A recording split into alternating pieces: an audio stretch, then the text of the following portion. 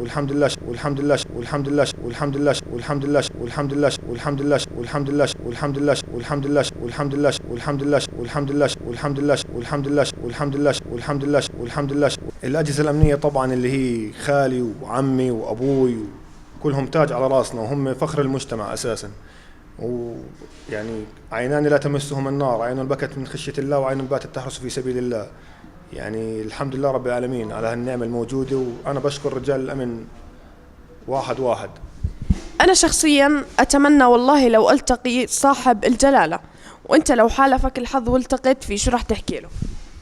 لو التقيت مع جلالة سيدنا أبو حسين راح أتشكره على وقوفه دائما مع أبناء الوطن.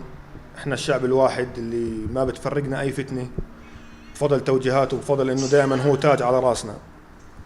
ولو أشوف سيدنا أبو حسين يعني ممكن أقعد أيام وأنا أتشكر فيه على وجوده فوق راسنا وخلي لنا الأمن والأمان بهالبلد. كيفية التواصل معك وأرقام تلفونات المطعم؟ العنوان مجمع الجنوب مقابل مجمع الجنوب، مبنى الضمان الاجتماعي جنوب عمان. رقم المطعم 079-903-130. رسالتك الختامية عبر فضائية جوسات لمين تحب توجهها؟ بحب أوجهها للشعب الأردني، الشعب الواعي اللي مستحيل وإيش ما صار نوقع بفتنة.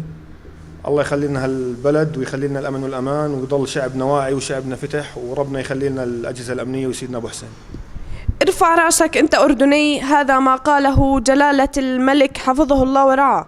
فمن هذا المنطلق دعوني أتقدم بجزيل الشكر للسيد رعد على هذا اللقاء المتميز، ومنا إليكم سلام، ولقيادتنا الحكيمة سلام، ولأردننا الغالي ألف سلام. يعطيك ألف عافية ونورت فضائية جوسات. أهلا وسهلا فيكم، وأنا بشكرك وبشكر الشباب اللي كانوا موجودين.